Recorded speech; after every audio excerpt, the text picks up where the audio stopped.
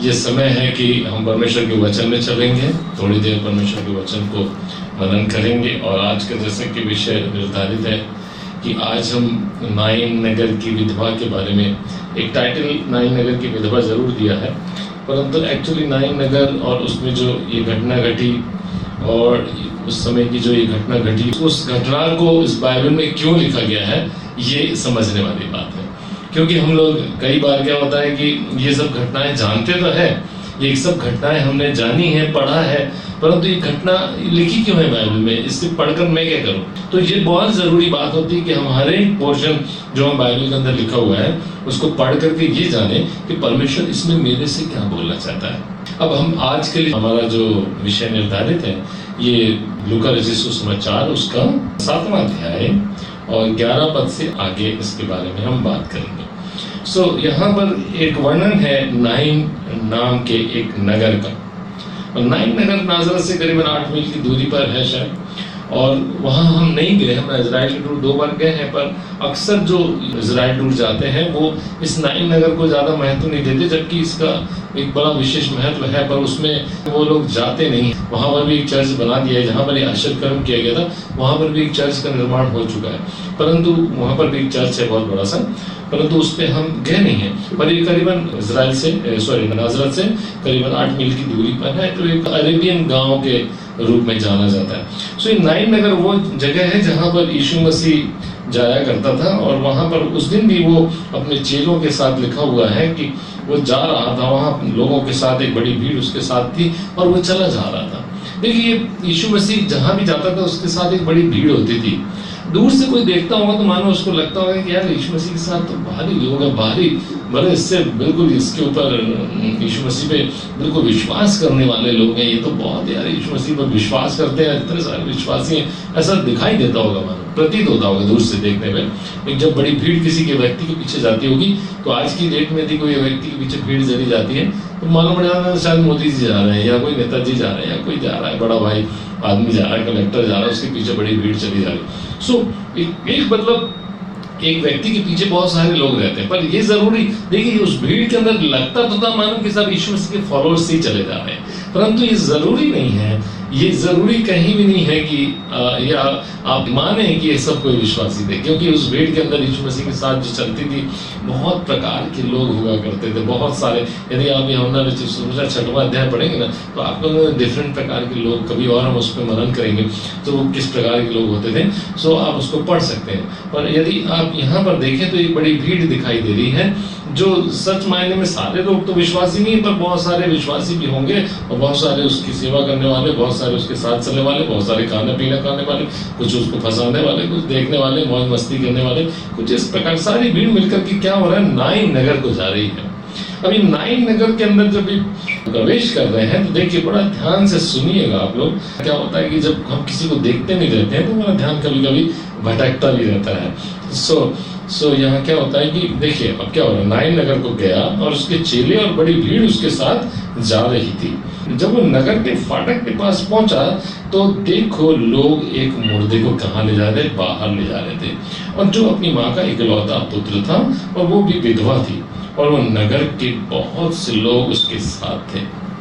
Right, अब ये देखिए यहाँ पर इसको एक पिक्चराइज करके भी आप सोचते जाइए कि एक बहुत बड़ा सा गांव है, उस जगह पर एक बहुत बड़ा सा द्वार है, उस गांव का द्वार है, और उस द्वार पर से यीशु मसीह और उसके चेले और भीड़ जो है प्रवेश करने के लिए बस वो गांव के द्वार पर पहुंच रहे हैं, और वहां से अंदर से लोग एक मुर्दे को लेकर वहां पर आ रहे हैं। मुर्दे के साथ भी बड़ी भीड़ है, और वो मुर्दे को बाहर ले जा रहे थे गड़ाने के लिए, तो वो वहां पर एक साथ वहां पर करीब क्रॉसिंग उनकी होने वाली है। अब देखिए जब यहाँ पर यीशु मसीह आता है तो देखिए एक टाइमिंग तो देखिए कि वो 5 मिनट शायद पहले आ जाता है या 5-10 मिनट बाद में आता तो उसकी मुलाकात इस विधवा से नहीं होती। परंतु यही बात बहुत इंपॉर्टेंट है कि परमेश्वर हमारे जीवन पे सही वक्त पे सही टाइम पर काम करता है, उपाय निकालता है। Hallelujah, hallelujah. हमारा जो परमेश्वर है ना वो सही वक्त पे हमारे लिए उपाय निकालता है। But we should wait on the Lord. हमको परमेश्वर पे स्थिर रहने की, विश्वास करने की आवश्यकता होती है। यदि हम परमेश्वर पर विश्वास रखते हैं, प्रभु पर ईमान रखते हैं, तो हमको इस बात का विश्वास होना चाहिए कि प्रभु ठीक समय पर हमारे जीवन में काम करेगा। यदि हम एजेकियल नबी की पुस्तक उसका 34वां अध्याय उसके 26वें वचन को जरा चलते हैं, मैं उसके नाम के साथ शांति की वाचा बांधूंगा और दुष्ट जंतुओं को देश में न रहने दूंगा, सो वे जंगल में निडर रहेंगे और वन में सोएंगे, और मैं उन्हें और अपनी पहाड़ी के आसपास के स्थानों को आशीष का कारण बना दूंगा और मेंह को ठीक समय पर बरसाया करूंगा और वे आशीषों की वर्षा होंगी। हालेलुया। मेंह को ठीक समय पर बरसाऊंगा और वो उनके लिए आशीषों की वर्षा होगी। देखो, जब परमेश्वर की आशीषें हमारे जीवन में बरसती है ना, तो वो ठीक समय पर जब हम उसका इंतजार करते हैं, उसके आशीषों को बरसने का, जब हम इंतजार करते हैं कि परमेश्वर मेरे जीवन को आशीषित करेगा और करेगा ही, चाहे आज के दिन मेरे जीवन में दुख क्यों ना हो, चाहे आज के दिन मेरे जीवन में मुसीबत सी लग रही हो, पर कोई बात नहीं, मैं प्रभु पर विश्वास रखूंगा, मैं प्रभु के साथ बने रहूंगा, प्रभु के साथ चलता रहूंगा, तो बाइबल कहती है कि वो ठीक समय पर तुम्हारे लिए, तुम्हारे जीवन में मेंह को बरसाएगा, यानी कि आशीषों की वर्षा करेगा और तुम्हारे जीवन आशीषित होने पाएंगे। Hallelujah, hallelujah, praise the Lord. Lord loves all of you my friends. परमेश्वर आप सबसे बहुत प्यार करते हैं, आप सबको वो बहुत आशीषों से भरना चाहते हैं। ये नाइन नगर की विधवा बड़े दुखी थी क्योंकि उसका एक बेटा था और वो मर गया था। और देखिए, जब वो उस दुख के साथ वो वहां पर लोग जो है ना, उसको उस बेटे को अर्थी पर डालकर और उसको रोने विलाप करने देते हुए, मतलब वो विलाप कर रही है, रो रही है, उसको रोते हुए उसके बेटे को ले जा रहे हैं गड़ाने के लिए। देखो, दुनिया जब आपको आशीषें देती है ना, तो वो इसी प्रकार से आपको रुलाती है, आपके आंसू बहाएंगी, आपको दुख देगी, आपको प्रॉब्लम देगी। परंतु जहां परमेश्वर आपसे आपकी मुलाकात हो जाती है ना, वो सब आपके जीवन के उन दुखों को, प्रॉब्लम्स को, तकलीफों को वो खुशी में बदलने वाला परमेश्वर है। हालेलुया। और ठीक समय पर बदलने वाला। ये बात बहुत इंपॉर्टेंट है कि we should know that Lord will work in my life on the right time and the right place. ये बात आपको मालूम रहना चाहिए आपके लाइफ में। परमेश्वर आप सबसे बहुत प्यार करता है। एक हाथ अपने सीने पर रख कर कह दो, thank you Jesus for my life. Hallelujah. So परमेश्वर आपको आशीष दे। आज की शाम परमेश्वर आपसे बातचीत कर रहा है और यहाँ देखिए, वो समय देखिए कि वहां पर यीशु मसीह के साथ भीड़ आ रही है, वहां पर दूसरी भीड़ भी क्रॉस कर रही है। अब ये ठीक समय पर, on the right time they crossed each other, वो एक दूसरे के बिल्कुल सही समय पर वहां टकराते हैं। और टकराने के बाद क्या होता है, जब वह नगर के फाटक के पास पहुंचा तो देखो, लोग एक मुर्दे को बाहर लिए जा रहे थे। देखिए, बड़े ध्यान से समझिए इस लाइन को। लिखा है कि लोग एक मुर्दे को बाहर लेकर जा रहे थे और यीशु मसीह अंदर आ रहा था। अब देखिए, यीशु मसीह जीवन है।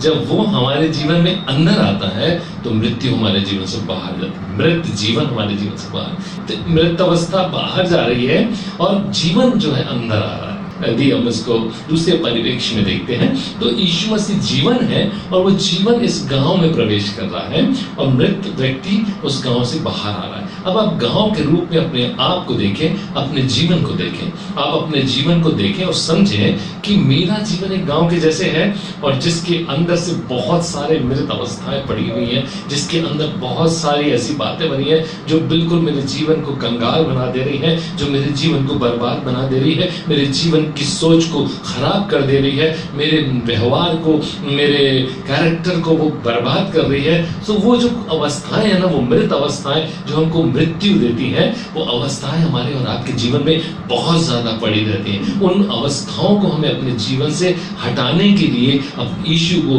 अपने जीवन में प्रवेश करने देना। और ये यीशु मसीह जब गांव के अंदर आ रहा है, मृत व्यक्ति बाहर चला जा रहा है, मृत व्यक्ति बाहर चला जा रहा है। वो तो भला हुआ परमेश्वर का कि उसका इंटरेक्शन वहां पर हो गया, उस मृत व्यक्ति से ठीक समय पर उसका काउंटर हो गया, वहां पर वो मिल गया। और ऐसे ही मेरे और आपके जीवन में होता है। जब यीशु मसीह मेरे जीवन में आता है तो सब कुछ बदल जाता है। जब यीशु मसीह हमारे जीवन में आता है वो सब कुछ बदलना शुरू हो जाता है। वो एक दिन में नहीं होता है। जब हमारी लाइफ संसार में रहती है। जब हम संसार में थे, संसार के सोचों के साथ हम जीवन जीते थे, संसार के व्यवहारों के साथ हम जीवन जीते थे, संसार की आदतों में हम जीवन जीते थे, संसार के धब्बे और जितने भी जो भी उसके जो छींटे हैं संसार की चीज़ों के, वो छींटे हमारी लाइफ में लगे हुए थे। और वो ये छींटे जो और ये जो दाग और ये जो धब्बे हैं ना, वो एक दिन में नहीं जाते हैं, एक दिन बिल्कुल नहीं जाते। यदि आज मैं अपना जीवन प्रभु को देता हूँ तो हो सकता है कि उनमें से 3-4 चीज़ें मेरे जीवन से हट जाएं, पर हो सकता है कि 3-4-6 चीज़ें और जो मेरे जीवन में हैं वो किसी को नहीं मालूम, वो बनी है, वो बनी बनाई है, वो वहीं है, वो इंटैक्ट है। वैसे तो बाइबल भी कहती है ना तो चीता अपने धब्बे बदल सकता, ना तो कोई अपशी अपना चमड़ा बदल सकता है ना। वैसे ही जैसे चीता अपने धब्बे नहीं बदल सकता, हमारे भी जो धब्बे लगे हुए वो बदलते नहीं है। परंतु होता क्या है कि जब यीशु मसीह जैसे देखिए द्वार में से घुसा, हाँ, मृत्यु बाहर जा रही थी। यहाँ नाइन नगर की जो बात है वो एक अद्भुत बात है। तो वो जब यीशु मसीह जैसे वही बात को यहाँ समझने की कोशिश कर, यीशु मसीह अंदर घुस रहा है, एक बार में सारे गांव को वो नहीं देख पाता है और ना ही वो सारे गांव को बदल पाता है ना, इसलिए वो कई बार गांव में जाता था, कई बार वो गलील को जाता था, कई बार वो अलग अलग जगहों पर जाता था, कई बार जाता था। क्यों जाता था? क्योंकि एक बार में सब खत्म नहीं हो जाता था, एक बार में सब ठीक नहीं हो जाता था, एक बार में सब बदल नहीं जाते थे, राइट। तो ऐसे ही यीशु मसीह जीवन में जब आता है तो एक एक करके गुनाह हमें दिखाई देने लगता है, वो गुनाह हट जाता है, वो धीरे धीरे गुनाह दूसरा फिर हमको दिखाई देता है, फिर हम उसको नहीं हमको नहीं, फिर वो धीरे से हट जाता है, फिर तीसरे गुनाहों पे अटैक जब वो आता है उसको छूता है तो वो तीसरा गुनाह हट जाता है। एक एक करके वो हमारे खूबसूरत जीवन में बना देता है, हमें खूबसूरती हमारे जीवन में देता है। वो यीशु मसीह की खूबसूरती हम सबके जीवन में होना चाहिए। हालेलुया। जितना ज्यादा आप प्रभु में आगे बढ़ते जाएंगे उतना ही खूबसूरत आप दिखते चले जाएंगे, उतना ही खूबसूरत आपका जीवन होगा, उतनी ही खूबसूरत आपकी सोच होगी, उतना ही खूबसूरत आपका व्यवहार होगा। और वही सच्चा मसीह जीवन है कि मेरे जीवन से यीशु मसीह दिखाई दे। Hallelujah, hallelujah. आज की शाम परमेश्वर आप सबको बहुत आशीष देना चाह रहा है। थोड़ा सा और आगे चलते हैं। हाँ, अभी क्या होगा कि मुर्दे को क्या हो रहा है कि बाहर ले जा रहे हैं ना, तो यीशु मसीह जीवन अंदर आ रहा है, मुर्दा बाहर। हमारे भी जीवन में यीशु मसीह आता है और हमारा मृत अवस्था जो है वो खत्म होना शुरू हो जाती है। और लिखा है कि जो अपनी माँ का इकलौता पुत्र था, वो इकलौता पुत्र था। आप सोच सकते हैं किसी माँ का इकलौता यदि बेटा हो और वो भी विधवा हो, उसको और दूसरा कोई बच्चा भी ना हो, और वो बच्चा यदि खत्म हो जाए, तो आप सोच सकते हैं कि वो उस स्त्री की मनोस्थिति को आप समझ सकते हैं कि अब उसको लग रहा होगा मेरी लाइफ में अब तो कुछ बचा ही नहीं है, सब खत्म हो गया, एवरीथिंग इज फिनिश्ड नाउ, अब तो मेरे जीने का भी कोई मकसद नहीं है। तो क्या करना है मुझे लाइफ जी का, कि मैं क्या करूंगी अब जी, ना मेरे पति है ना मेरा बच्चा रह गया, अब मेरा क्या है जीवन, अब बर्बाद खत्म हो गया। तो पक्का है कि ये फीलिंग आई होगी और वो बहुत रो रही है। लिखा है कि और नगर के बहुत से लोग उसके साथ थे। देखिए सारे लोग उसके साथ हैं पर कोई उसका आंसू पोंछने वाला नहीं है। सारी दुनिया मेरे प्रियो आपको रोता हुआ देख सकती है, परंतु यीशु आपके आंसुओं को पोंछने वाला है। हालेलुया। यीशु मसीह ही हमारे आंसुओं को पोंछ सकता है। सारी दुनिया आपको जब दुखी देखेगी ना, आपको जब प्रॉब्लम में देखेगी ना, वो कुछ भी क्यों ना कहे पर वो हंसेगी, क्योंकि वो दुनिया है। ये दुनिया का प्रेम जो होता है ना, वो सेल्फिश होता है, वो सिर्फ स्वार्थ से भरा होता है। उसको कुछ चीज चाहिए होती है आपसे, तभी वो आपसे प्रेम करता है। उसको कुछ चाहिए आपसे, इसलिए वो आपसे प्रेम करता है। अन्यथा ये दुनिया का प्रेम सब जितना भी होता है ना, कोई कितना भी कहे कि मैं इससे इतना प्यार करता हूँ, उससे उतना प्यार करता हूँ, उससे उतना प्यार, इस सब जो बातें ना ये ओनली ड्रामा रहती है। क्यों? क्योंकि बाइबल कहती है संसार और उसकी चीजें सब मिटने वाली है, केवल परमेश्वर और परमेश्वर का वचन जो कभी टलता नहीं है। Hallelujah, hallelujah. तो इसीलिए यदि आप परमेश्वर को थाम कर रखेंगे, यदि आप परमेश्वर को पकड़े रहेंगे, तो आपके जीवन में कभी आपको निराशा हाथ ही नहीं लगेगी, निराशा आपको छुएगी नहीं। क्यों? क्योंकि आपको मालूम है कि आपका परमेश्वर, सारी दुनिया क्यों ना खत्म हो जाए पर आपका परमेश्वर आपके साथ है। हालेलुया। मृत्यु आपके जीवन में भय को लाती है। मृत्यु जब भी आती है ना, चाहे खुद की मृत्यु हो या जो भी हमारे साथी हैं उनकी मृत्यु हो या हमारे अपने लोग हों उनकी मृत्यु हो, कोई सी भी मृत्यु होती है ना, वो हमारे जीवन को एक भय में लेकर जाती है। और जो प्रभु में है उनको भय बिल्कुल भी नहीं होता है, क्योंकि उनको मालूम है मैं और मेरा परमेश्वर जो मेरे साथ है, हम उसके साथ जी उठेंगे और हम सब आनंद आएंगे। परमेश्वर के आनंद की भरपूरी वही होती है कि हमारे पास अनंत काल का जीवन, अनंत काल के जीवन की आशाएं होती हैं। Hallelujah my friends. और यहाँ पर भी यही कुछ हो रहा है। ये जो नाइन नगर की विधवा थी, नाइन नगर की, और वो विधवा थी और वो नगर के बहुत से लोग उसके साथ थे, और उसको देखकर प्रभु को क्या गया, तरस आ गया। हालेलुया। ये देखिए परमेश्वर जो है ना, तरस खाने वाला। और ये जो गुण है ना, ये मेरे और आपके जीवन में होना बहुत जरूरी है। ये बात मैं आपसे कह रहा हूँ, इसको आप सब जितने भी जुड़े हुए लोग हैं, आप इसको अपने लाइफ में नोट कर लीजिए कि मेरे जीवन में ये गुण होना ही चाहिए। मुझे अपने आप में ये एक बात पैदा करना ही है कि मुझे किसी दुखी को देखकर तरस आना ही चाहिए। चाहे आपको कितना भी संसार ने धोखा दिया हो, चाहे आपको संसार ने कितना भी दुख दिया हो, चाहे आपको कितनी भी प्रॉब्लम्स क्यों ना हो, पर यदि आप किसी दुखी को देखकर आपके मन में कुछ नहीं हो रहा है, that means Jesus is not inside you. आपके जीवन में परमेश्वर है नहीं। आप झूठ मूठ में परमेश्वर की बातें करते हैं, आप झूठ मूठ में दुआ करते हैं, आप झूठ मूठ में बाइबल पढ़ते हैं, आप झूठ मूठ में उपवास रखते हैं, ये सब व्यर्थ हो जाता है। यदि आपके जीवन में दया, करुणा, नम्रता, दीनता, कृपा, भलाई नहीं है, तो you are making fool to everyone, but you can not make fool to Jesus. आप यीशु मसीह को बेवकूफ नहीं बना सकते। देखो कई बार मेरे और आपके जीवन में जो आशीषें रुकती है ना, उसका बहुत बड़ा कारण यही होता है। बहुत बड़ा कारण ये होता है। जो हमारे प्रॉब्लम्स होते हैं ना, हमारे घर के प्रॉब्लम्स, हमारे बच्चों के प्रॉब्लम जो होते हैं ना, वो रुकावटें जो दिखाई देती है ना आपको, जो आपको लगता है कि मेरी प्रॉब्लम्स मेरे जीवन की, वो सिर्फ ये है because our nature is full of selfishness. पूरा सेल्फिशनेस से भरा हुआ है। इसी वजह से मेरे और आपके जीवन में परमेश्वर की आशीषें फ्लो नहीं होती है। ये बहुत इंपॉर्टेंट बात है हमारे मसीह जीवन के लिए। यीशु मसीह को आप बार बार देखा करो, यीशु मसीह ने अपने लिए क्या रखा। वो परमेश्वर का पुत्र था, उसने एक उदाहरण पेश किया ना मेरे और आपके लिए, ये सब जानते हैं हम। तो जब उदाहरण पेश किया तो उस उदाहरण को अपने ऊपर अडॉप्ट करना है हमको उसको अपने अंदर इम्प्लीमेंट करना, कि जब हम यीशु मसीह जैसे वो दया करता था, मुझे भी दया करनी है। जैसे उसके आंसू निकल आते थे दूसरे को देखकर, मुझे दूसरे के दुख को देख मेरे भी दुख हो जाता है। ये यदि नहीं हो रहा है तो दैट इज अ प्रॉब्लम। यदि नहीं हो रहा तो एक प्रॉब्लम है। तो मेरे प्रियो, आपको इस बात का आभास आपके जीवन में रहना ही चाहिए कि मेरा परमेश्वर वो मेरे जीवन में है, मेरे जीवन में काम करता है, वो मेरे अंदर है। और मैं जो कुछ भी, मेरी बात ध्यान से सुना, आप परमेश्वर को संसार की दृष्टि से देखने की कोशिश मत करो।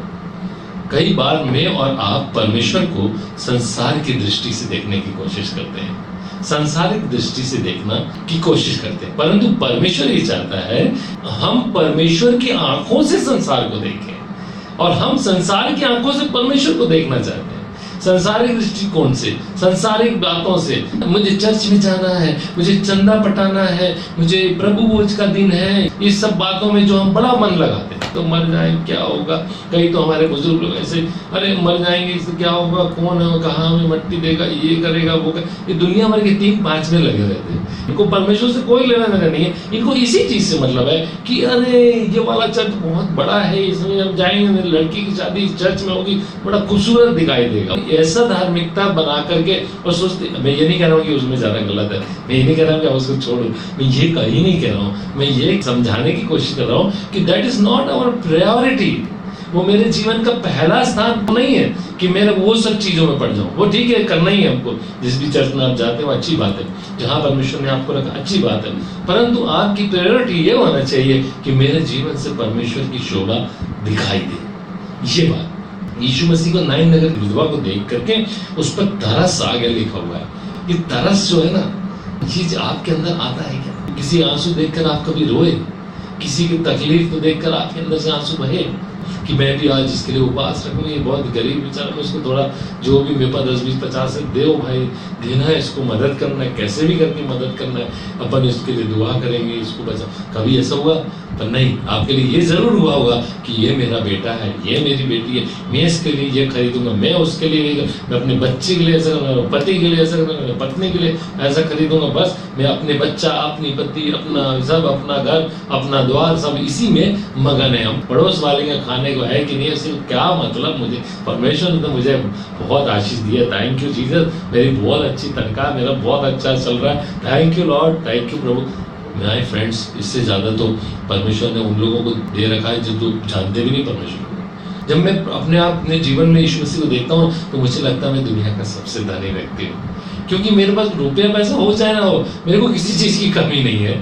सारे लोग तो रुपये पैसा इकट्ठा करके ही रोते रहते हैं, रुपये पैसा खूब इकट्ठा कर लिया पर फिर भी रोते रहते, तो क्या मतलब लाइफ का? तो इसीलिए क्योंकि उनके पास परमेश्वर नहीं है और अपने पास परमेश्वर है, अपन लोगों के पास परमेश्वर है, तो अपन थोड़े में भी संतुष्ट और खुश और आनंद मनाते हैं। हालेलुया। अद्भुत बात है कि यीशु मसीह लिखा है कि उस नाइन नगर की विधवा को देखकर उस पर तरस आ गया। हमें भी तरस हमारे जीवन में आना चाहिए। हमको तरस, ये हमारे जीवन में दूसरे के प्रति प्यार है जिसको कहना चाहिए तरस। दूसरे लोग भी अपने ही हैं, सारे दुश्मन भी कोई तकलीफ में है तो उसके लिए भी हमारे आंसू निकल गए यदि, तो इससे बड़ी और क्या बात हो सकती है। यीशु मसीह ने तो क्रूस के ऊपर चढ़ करके कह दिया, फिर जिन्होंने उसको मारा उन्हीं को कह दिया प्रभु क्षमा करना। अब इससे बड़ी बात और क्या आपको कोई बताएगा ना, आप क्या जान सकते हो ज़्यादा। तो देखिए, उसको तरस आया और उसने कहा मत रो। हालेलुया। ये बात, क्या आपने कभी किसी को इतना कोशिश किया और कहा कि मत रो, हम तुम्हारे साथ हैं, आई विल हेल्प यू? तो आपने किसी के आंसू को अच्छे करे? आपने किसी के आंसुओं को कभी मिटाने की कोशिश की? क्या आपने किसी के दुख को सुनने की कोशिश की? क्या आपने कभी ऐसा किया? नहीं किया तो आज से हम कर सकते, नो प्रॉब्लम इन दैट, कोई बात नहीं। अभी तक किया नहीं किया कोई बात नहीं, पर अब हम कर सकते। अब जितने हम सब जुड़े हुए ना, अपने अंदर एक भावना लानी है कि दुनिया में यदि कोई भी प्रॉब्लम है तो यदि मेरे नॉलेज में वो बात आती है तो I will try to do my best for him. मैं कुछ तो उसके लिए करने की कोशिश, जहाँ तक मैं कर सकता हूँ करने की कोशिश करूँगा। माय फ्रेंड्स, आपको मैं बताना चाहता हूँ, हमारी जो मिनिस्ट्री चलती है, मे भी हम ज़्यादा उसको बोलते नहीं हैं, हमारी मिनिस्ट्री यही है कि हम गाँव में जाते हैं, बुजुर्गों को देखते हैं जो बीमार हैं। बुजुर्ग, गाँव के जो बुजुर्ग होते हैं उनको लोग देखने वाले नहीं हैं, उनको उनके लड़के भी छोड़ देते हैं, वो अपने घर में पड़े रहते हैं, ना उन खाना है नहीं है। अब ऐसे लोगों को हम देख करके उनको टारगेट करते हैं, उनकी बीमारी में मदद करते हैं, दवाइयों से, खाने से।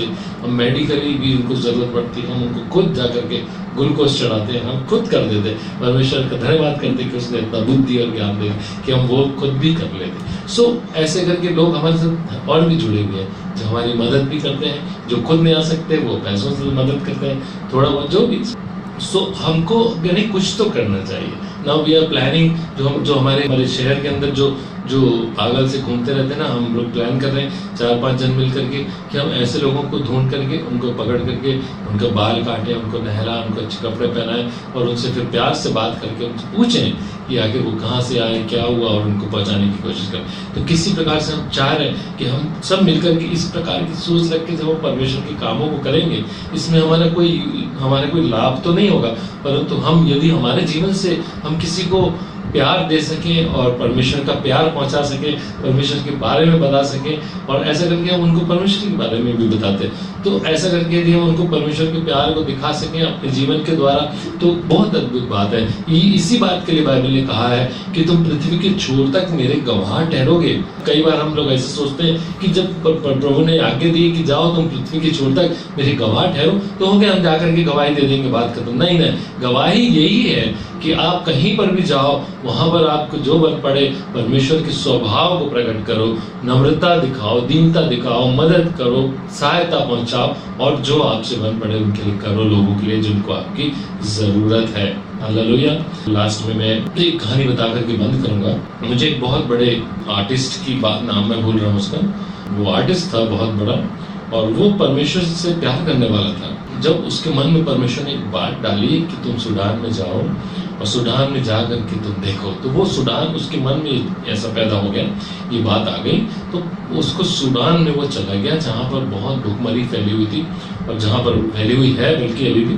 सो वहाँ पर वो जा करके एक होटल में रुकता है और फिर वो दूसरे दिन सवेरे निकलता है देखने के लिए गाँव के गाँव जहाँ पर ये सारी भुखमरी फैली। सो उस गाँव के अंदर वो जाता है और जहाँ जहाँ वो जाता है वो देख करके रो पड़ता है। उसके वो इतना रोता है, इतना तकलीफ हो जाती है उसको, इतना बीमार है, इतना परेशान है, भूखे हैं, उनको खाना नहीं मिलता, दिन भर 2-2 दिन 3-3 दिन खाते नहीं है, फिर भी किसी प्रकार से कोई मट्टी खाता है, कोई घास खाता है, कोई पत्ती खाता है, जो मिल गया वही खाते और जीते। जब वो सब देखता है तो उसको बहुत तकलीफ होती है और जब शाम को वो लौट कर कमरे में आता है तो वो बहुत रोता है परमेश्वर के सामने कि क्या परमेश्वर तूने ये क्या किया, ये क्या तुझे ये लोग दिखते नहीं, क्या तुझे इनका तकलीफ दिखाई नहीं देती। वो परमेश्वर से लड़ाई करने लगा, क्या तुझे कुछ समझ में नहीं आता, क्या ये लोग इतने लोग परेशान हैं, इनको खाने को नहीं, इनको पीने को नहीं है, ये सब क्या हो रहा है प्रभु, ये सब तुम क्या कर रहे हो, ये क्यों ऐसा कर रहे हो। फिर भी बहुत उसने परमेश्वर से बहुत लड़ाई की, बहुत बोला परमेश्वर को, बहुत बोला और लास्ट में परमेश्वर ने उसकी आत्मा को रिवील किया और उसको कहा, मेरे बेटे मेरे को सब मालूम है कि वो क्यों इतनी तकलीफ में पड़े, मुझे सब जानता हूँ और उनकी तकलीफ को दूर करने के लिए ही मैं तेरे को यहाँ तक लाया हूँ। हालेलुया।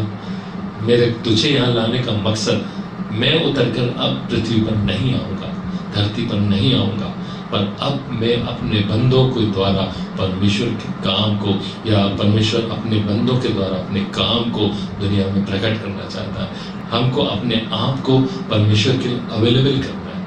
आप करके तो देखो मेरे प्रियो। उस कहानी को पढ़ने के बाद ही मैंने अपने लाइफ में डिसीजन किया कि मैं जिस भी गाँव में जाऊँगा मैं बुजुर्गों से जरूर मिलूंगा और ठंड में उनको जाकर कुछ ना कुछ मदद पहुंचाऊंगा। जब गर्मी में जाऊंगा तब भी उनको देखूंगा। और मैं बहुत सारे अभी गांव के अंदर में जाता हूँ, जहाँ जहाँ मैं जाता हूँ, जहाँ तक मेरे से भी बनता है मैं जा पाता हूँ और मैं कोशिश करता हूँ बुजुर्गों और बच्चों को भी थोड़ा देखता हूँ। तो ये बात हमारे अंदर उस कहानी को पढ़ करके, उसकी उस स्टोरी को पढ़ करके मेरे भी जीवन में काम हुआ। परमेश्वर मुझसे भी बात किया कि जब इतने लोगों को तुम तकलीफ में देखते हो तो तुम क्या करते हो। तुमको मैंने दिखाया इसलिए था कि तुम कुछ करो, पर तुम्हारे अंदर अभी तक वो बात नहीं। तो मेरे अंदर वो बात आना चाहिए, हम सब के अंदर वो पैदा हो जाना चाहिए। नाइन नगर की विधवा को देखकर जैसे यीशु मसीह को तरस आ गया था और उसने कहा मत रो, आइए मेरे प्रिय हम भी इस दुनिया में जा करके दुनिया के आंसुओं को मिटाने वाले बन जाए। और कुछ मत करें, कुछ मत करिए, आप दुआ करें उनके लिए,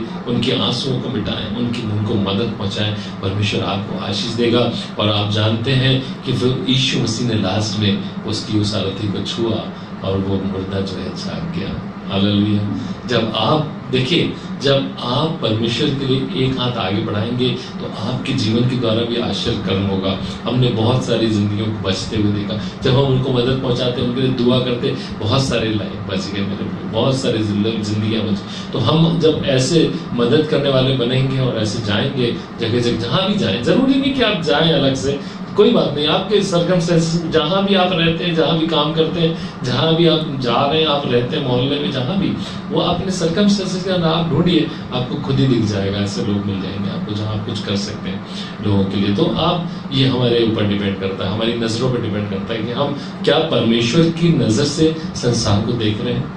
यदि आप परमेश्वर की नजर से संसार को देखेंगे आपको बहुत कुछ दिखाई देगा और बहुत खूबसूरती दिखाई देगी। और वो मुर्दा जी उठा, यीशु मसीह ने छू लिया, मुर्दा जी उठा, वो लड़का जी उठा, उस स्त्री का प्रॉब्लम खत्म हो गया। वो स्त्री कितनी खुश हुई होगी, कितनी आनंद से भर गई होगी। आज मेरे प्रियो, यीशु मसीह हमारे और आपके जीवन को भी आनंद से भरना चाहता है। आज की शाम में परमेश्वर मुझे और आपको भी आनंद देना चाहता है, आनंद की भरपूरी देना चाहता है। Lord loves all of us. आइए हम दुआ करेंगे।